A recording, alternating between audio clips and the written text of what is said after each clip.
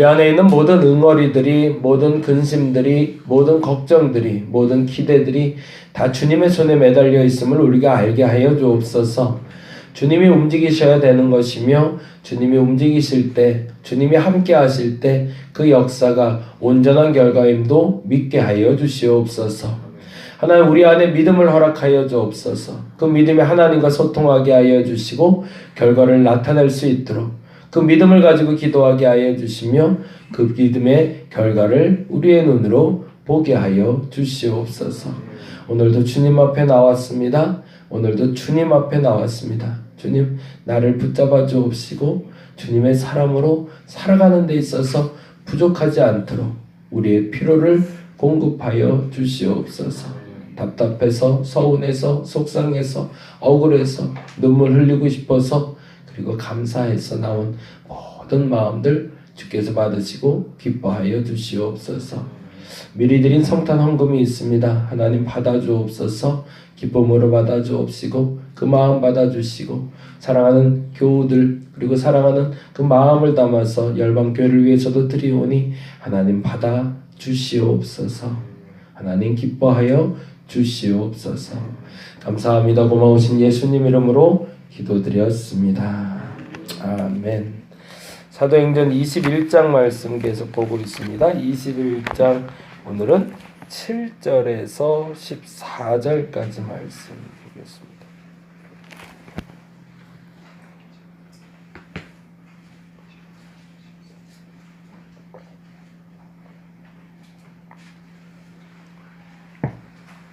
사도행전 21장 7절에서 14절까지 같이 한 목소리로 천천히 읽도록 하겠습니다. 두로를 떠나 항해를 마치고 돌레마이에 이르러 형제들에게 안부를 묻고 그들과 함께 하루를 있다가 이튿날 떠나 가이사랴에 이르러 7 집사 중 하나인 전도자 빌립의 집에 들어가서 머무느니라. 그에게 딸 넷이 있으니 처녀로 예언하는 자라. 여러 날 머물러 있더니 아가보라 하는 한 선지자가 유대로부터 내려와 우리에게 와서 바울의 띠를 가져다가 자기 수족을 잡아매고 말하기를 성령이 말씀하시되 예루살렘에서 유대인들이 이같이 이 띠 임자를 결박하여 이방인의 손에 넘겨주리라 하거늘 우리가 이 말을 듣고 그곳 사람들과 더불어 바울에게 예루살렘으로 올라가지 말라고 하니 바울이 대답하되 여러분이 어찌하여 울어 내 마음을 상하게 하느냐? 나는 주 예수의 이름을 위하여 결박당할 뿐 아니라 예루살렘에서 죽을 것도 각오하였노라 하니 그가 권함을 받지 아니하므로 우리가 주의 뜻대로 이루어지이다 하고 그쳤노라. 아멘. 굉장히 상세한 이야기가 기록되고 있는데 우리가 잘 아는 인물이 갑자기 하나가 등장을 해요. 그게 21장 8절에 등장하는 사람인데 한번 다시 읽어볼까요? 이튿날 떠나 가이사랴에 이르러 누가 있죠? 7 집사 중 하나인 전도사 빌립이라고 나오네요. 언제 나온 사람이죠? 초대교회 처음에 박해가 일어났을 때 그 전에 이스라엘 안에서 예루살렘 교회가 형성되고 교회 안에 분란이 나오잖아요. 과부들을 공개하는 일로. 그래서 그 과부 공개하는 일 때문에 어떻게 할까 그러다가 헬라파 과부들, 유대파 과부들 어떻게 돕까? 헬라파 지도자들을 세우자. 그렇게 해서 7명의 집사들을 세우게 되죠. 그리고 우리가 잘 아는 대로 그 중에 또 한 명의 아주 유명한 인물이 있죠. 누구죠? 7 집사 중에 최초의 순교자가 된 사람 스데반이죠. 그리고 이 스데반의 순교 사건에 연관됐던 사람이 바로 빌립. 그리고 또 연관됐던 사람이 또 하나 있죠. 누구죠? 바울입니다. 그러면 누가 만나는 거예요 지금? 앙숙이 만나는 거예요. 무슨 일이 벌어진 거죠? 저 사람은요. 내 친구가 돌로 맞아 죽을 때 그걸 찬동했던 사람이에요. 이런 말하면 좀 뭐할지 모르지만 문재인 대통령하고 황교안하고 만난 느낌? 앙숙끼리 만난 거죠. 앙숙끼리. 기간으로 보자면 20년이 지났어요. 근데 그 일에 참 재미난 일이 벌어진 거죠. 학자들은 그렇게도 얘기해요. 이 빌립이 그리고서 도망을 간단 말이에요. 사람들에게 박해가 시작되자 그 박해의 주동자인 사도 바울을 피해서 도망간 거죠. 도망가서 사마리아로 갔다가 그 이후에 이디오파 네시를 만나게 됩니다. 그리고 그 네시에게도 복음을 전하고 호련히 책에서 사라졌어요. 사도행전 내에서도 사라졌어요. 그리고 그가 어디서 살았는지 아무도 몰랐는데 어느 날 그가 등장한 거죠. 어디서? 가이사랴라는 곳에서. 몇 년 만에? 학자들 얘기로는 약 20년 만에. 그러면 그는 거기서 뭘 했을까? 그게 이제 궁금해지는 거죠. 근데 그 결과물을 얘기하고 있는 것이 그 다음인데요. 9절 말씀입니다. 같이 한번 읽어볼까요? 9절 읽겠습니다. 그에게 뭐예요? 딸 넷이 있으니 처녀로 예언한 자라. 그가 20년 동안 뭘 했는지가 이 말이 증명을 하는 거죠. 그 무슨 일을 했다는 얘기예요? 20년 동안 그가 변하지 않았다는 얘기죠. 왜요? 그 딸 넷이 있는데 한 명도 빠짐없이 다 예언하는 사람이 돼 있대요. 그건 무슨 말이에요? 모두가 다 성령의 감동을 받은 사람들로 자라게 했다는 거죠. 문집사님 가정이 그렇게 되시기 바랍니다. 저 집이 가정이 넷이래요, 아이들이. 아직 둘이 더 있어요. 못 본 애들이 둘이. 근데 이 4명이 다 그렇게 됐으면 좋겠습니다. 그런 일이 가능할 수 있었을까? 아이를 키우는 데서 아이 하나도 키우기 힘든데 아이 둘도 아니라 셋도 아니라 넷다, 딸 넷다 모두 다 예언자가 됐대요. 빌립의 20년의 사역의 결과물이죠. 아무리 엄마 아빠가 신앙이 좋아도 그 신앙을 본받는 아이들이 자라나는 건 세상 어려운 일이거든요. 근데 빌립은 하나님 앞에서 부름받았던 그 순간부터 도망자가 됐던 그 순간에도 이디오피아 네시를 회복시키는 그 순간에도 그리고 20년이 지나 가이사랴에 머무는 그 순간에도 그의 사역은 변치 않고 있었고 변함없이 하나님의 사람이었던 거죠. 우리 김권사님 그때 만나서 얘기한 것처럼 우리 자녀 키우는 게 세상 어려워요. 아이들 고등학교 때까지 신앙생활 잘하는데 정말 잘 될 것 같았는데 대학 가면 변해요. 이걸 어떻게 해? 이건 답이 안 나온단 말이에요. 근데 반드시 다시 돌아오리라 믿습니다. 그렇게 될 거예요. 왜요? 엄마 아빠가 기도하는 사람이니까. 빌립이 그 일을 감당했다는 거죠. 그러면 그동안 어떤 일이 벌어졌을까? 그의 가정을 통해서 하나님의 교회가 서서히 가이사랴에도 만들어지고 있었던 거죠. 그리고 20년이 지나 그 앙숙이 왔는데 빌립의 행동은 뭐죠? 그 집에 유숙하게 해주는 거예요. 이거 하실 수 있겠나요? 세상 어려운 일이거든요. 그동안 이 사람이 무슨 짓을 하고 왔는지는 잘 몰라요. 소문은 들었죠. 근데 소문은 풍문일 뿐이고 실제 만나봤을 때 그 사람이 누군지는 만나서 대화해봐야 하는 거죠. 빌립이 어찌 보면 용기를 냈을 수도 있고 그리고 그 소문이 진짜인지 확인하고 싶었을 수도 있었을 것 같아요. 근데 그러한 동기든 저러한 동기든 그럼에도 불구하고 빌립은 자기의 집을 바울에게 열어주었고 그 집에 들어와서 유숙하는 동안 여러 가지 이야기를 듣게 됐는데 그 중에 조금 더 독특한 아가보라는 선지자가 있어서 그 집을 방문하게 됐더라는 단어가 나와요. 그 일은 뭘까요? 그가 어떤 사람과 교제하고 있는지가 보이는 거죠. 저와 여러분의 가정이 그러한 가정이 되시길 바랍니다. 사람이 어떤 사람을 만나고 있고 어떤 사람과 대화하고 있는지를 보면 그 사람이 어떤 사람인지 알게 되는 것처럼 아가보가 그 먼 곳에서 빌립의 집을 방문하는 걸 보면 얼마나 깊은 교제를 가지고 살았던 사람인지를 알고 있는 거죠. 근데 그 아가보가 가져온 소식이 다음과 같은 소식이었습니다. 같이 한번 볼까요? 11절 같이 한번 읽어봅니다. 11절 우리에게 와서 바울의 띠를 가져다가 자기의 수족을 잡아 매고 말하기를 성령이 말씀하시되 예루살렘에서 유대인들이 이같이 이 띠 임자를 결박하여 이방인의 손에 넘겨주리라 라는 사실을 알려줍니다. 그러면 한 가지가 검증된 거죠. 뭐가 검증된 거죠? 바울이 진짜라는 게 검증된 거죠. 첫째는. 그렇죠? 빌립의 마음속에도 내심 반신반의가 있지 않았을까? 이가 회심했던다. 나를 죽이려고 했고 심지어 내 친구를 죽였던 그 사람이 회심했던다. 그리고 사방팔방 돌아다니면서 복음을 전한다고 하는데 그게 진짜일까? 그 반신반의로 앉아 있었는데 딸들도 동일하게 그리고 아가보도 동일하게 말하기를 이가 고난을 당하게 될 건데 그 고난의 중심에 예수가 있다라는 걸 빌립이 아가보의 예언을 통해서 분명하게 확신하게 된 거죠. 그러면 이때부터 빌립은 바울에게 어떤 사람이 되었을까요? 믿음의 동역자로 설 수 있었겠죠. 누군가에게 의심이 생겼을 때 어떻게 푸는 게 제일 좋은 걸까요?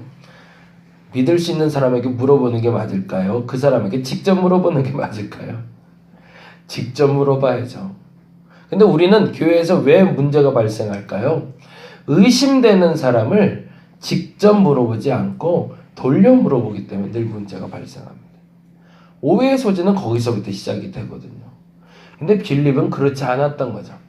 반신반의였지만 믿을 수 없는 사람이라 여겨졌던 그 사람을 자신의 가정으로 품으면서 자신의 믿음도 확증받고 바울의 믿음도 확증받을 수 있는 시간이 되었던 거죠. 저와 여러분에게 문제 해결이 이렇게 되기를 간절히 바랍니다. 이제 어저께랑 연결돼서 이 얘기는 잠깐 좀 하고 가야 되는데 4가지의 믿음의 성장의 단계가 있다고 그랬죠.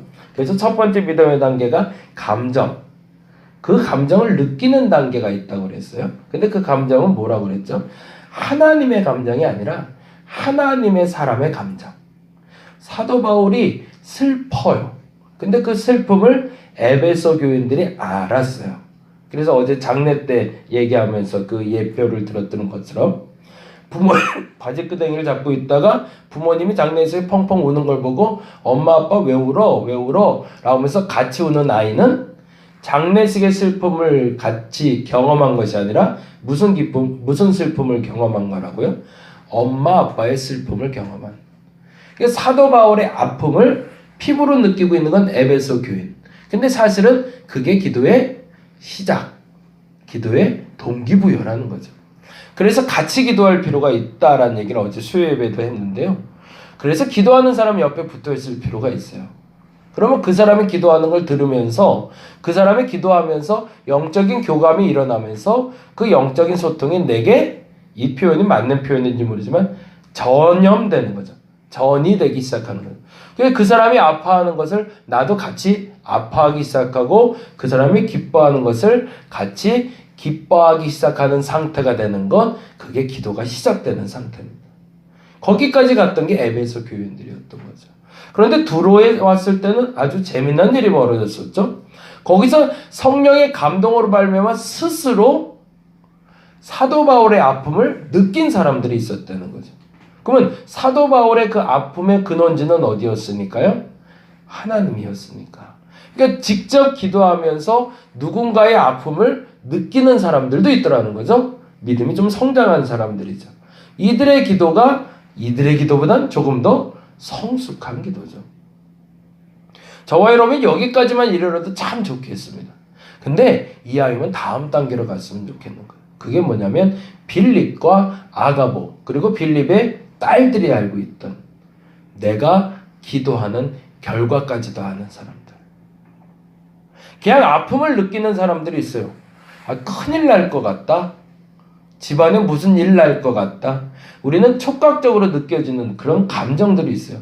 무슨 일이 있을 것 같은데 근데 가보면 진짜 가스불 안 잠고 온 줄 알았는데 진짜 안 잠갔네. 이런 느낌 날 때 문 다 잠고 깨끗하게 잘 정리하고 간 것 같은데 왠지 찜찜해서 라는 느낌 때문에 딱 왔을 때 역시 라는 느낌이 드는 것처럼 기도할 때도 그러한 느낌을 가질 때가 있는데 그건 결과하고는 다른 거죠.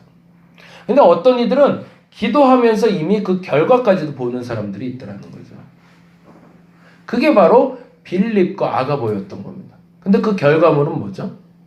바울이 감옥에 갇히게 되고 죽게 될 거라는 결과.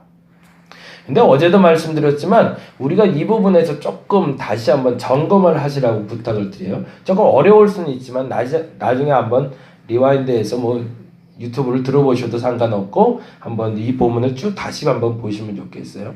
어제 수요 예배 때 말씀드린 건데 기도는요 사실은 내 안에 있는 무언가의 결핍 때문에 하나님의 개입을 요청하는 게 기도입니다. 갑자기 눈물이 나요. 갑자기 힘들어요. 뭔지 모르겠지만 뭔가 좀 부족한 걸 느꼈어요. 근데 그 부족한 걸 채워야 되잖아요. 근데 채우려고 하는데 내가 채울 수가 없어요. 그러면 누가 채워줘야 될까요? 어떤 사람이든 누구든 내게 도움을 줄 사람을 찾게 되잖아요. 근데 찾게 되는 그 사람이 나를 도와주는 것이 아니라 하나님이 나를 좀 도와줬으면 좋겠다.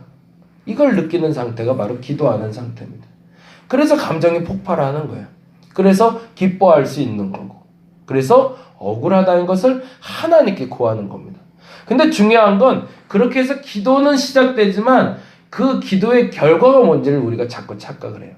그 기도의 결과는 뭘까요? 돈이 갑자기 너무 필요해요. 그래서 기도해야겠어요. 근데 기도해야겠다는 말은 뭐예요? 그 돈을 하나님이 개입하셔서 내게 달라는 얘기죠. 그게 기도잖아요. 병이 걸렸어요. 그래서 기도하기 시작했어요. 그 말은 뭐죠? 그 병이 걸렸는데 그 병에 하나님이 개입해달라는 얘기예요. 그래서 어떤 결과를 내길 원하는 거죠? 우리는 기도의 결과를 보통 그렇게 얘기하죠. 병에 걸렸어요. 하나님께 기도했어요. 하나님 개입하셨어요. 그러면 그 다음에 병이 나야 된다고 얘기하는 거죠. 돈이 필요해요. 100만 원이 필요해요. 그래서 기도했어요. 그랬더니 하나님이 어떻게 해줘야 기도의 결과예요? 100만 원이 내게 생겨야 기도의 결과라고 사람들은 생각하는데 그게 기도의 결과가 아니라는 얘기입니다. 기도의 결과는 빌립처럼 아가보처럼 결과를 보는 게 아니라 그 결과를 보기 위한 내가 무엇을 해야 하는지를 깨닫는 것을 기도의 결과라고 얘기합니다. 무슨 얘기냐면 사도 바울이 결박당하고 죽을 것까지는 아가보가 알았어요. 사도 바울이 결박당하고 죽을 거를 빌립도 알았어요. 빌립의 예언하는 내 딸들도 알았어요. 근데 그들이 알지 못하는 게 하나 있어요. 그러면 난 지금 어떻게 해야 하는 거예요? 어떻게 해야 되는 거예요? 내가 지금 결박당해 죽을 것 같은데. 그러니 빌립과 그 딸들과 아가보의 생각에는 도망가야죠. 왜? 내게 나쁜 일이 생길 것 같으니까. 내게 힘든 일이 생길 것 같으니까 어떻게 해야 돼요? 도망가야 되는 거죠. 근데 사도 바울의 고백은 이렇게 나오고 있는 거죠. 13절 같이 한번 볼까요?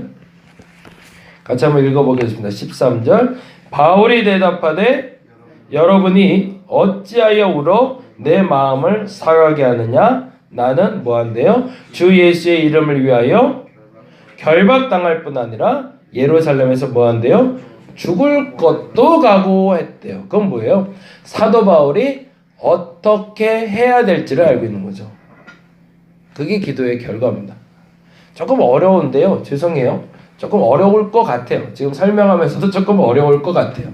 그런데 이 부분에 대해서 우리가 기도란 무엇인지, 기도의 응답이 무엇인지가 정리가 되면 진짜 기도를 하게 되세요.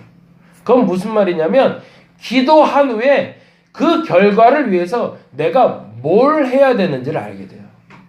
그게 기도입니다. 100만 원을 달라고 기도하고 있어요. 계속 예만 이렇게 되는데 100만 원을 달라고 기도했어요. 그래서 그 100만 원을 준다고 하나님이 개입하시는 확신이 들어왔어요. 하나님 주실 것 같아요. 그럼 그 다음에 난 뭐 해야 되죠? 그냥 믿음으로 기다리고 있는 건가요? 아니요. 그 기도의 결과는 뭐라고요? 그 100만 원이 내게 들어오기 위해서 나는 뭐 해야 되는지를 구하는 거죠. 그리고 그것을 응답받아서 지금 당장 나가서 일해라 그러면 일하는 거고요. 당장 나가서 윤 권사님을 만나라. 그건 만나러 가는 거예요. 그러면 윤 권사님이 내게 통로가 될 수도 있는 거고 윤 권사님이 또 다른 사람을 소개해 줄 수도 있는 거고 근데 중요한 것은 기도하고 나서 하나님이 하라 하는 걸 안 하면 그 돈은 생길까요? 안 생길까요? 안 생기는 거예요. 근데 보통 기도는 어떻게 하냐면 주세요 해놓고서 그냥 마치 사과나무 밑에서 열매 떨어지지 기다리고 앉아있는 것을 우리는 믿음이라고 착각하고 있는 거죠. 그게 아니라는 얘기입니다. 하나님은 여러분에게 꿈이라는 걸 주십니다. 하나님이 개입하신 거예요. 하나님이 주신 꿈이 없다면 하나님은 아직 여러분에게 개입 안 하신 거예요. 하나님이 여러분에게 하기를 원하는 일이 있으세요. 그건 뭐예요? 하나님이 주고자 하는 것이 있기 때문에. 근데 이 주고자 하는 것을 위해서 하나님은 어떻게라는 질문을 던지는 나를 원하신다는 거예요. 이 소망이 이루기 위해서 너는 나를 위해서 무엇을 하겠느냐? 그 응답에 사도 바울은 내가 고난도 달게 받겠나이다라고 아멘했다는 얘기죠. 어떤 공책인지 이해가 되시죠?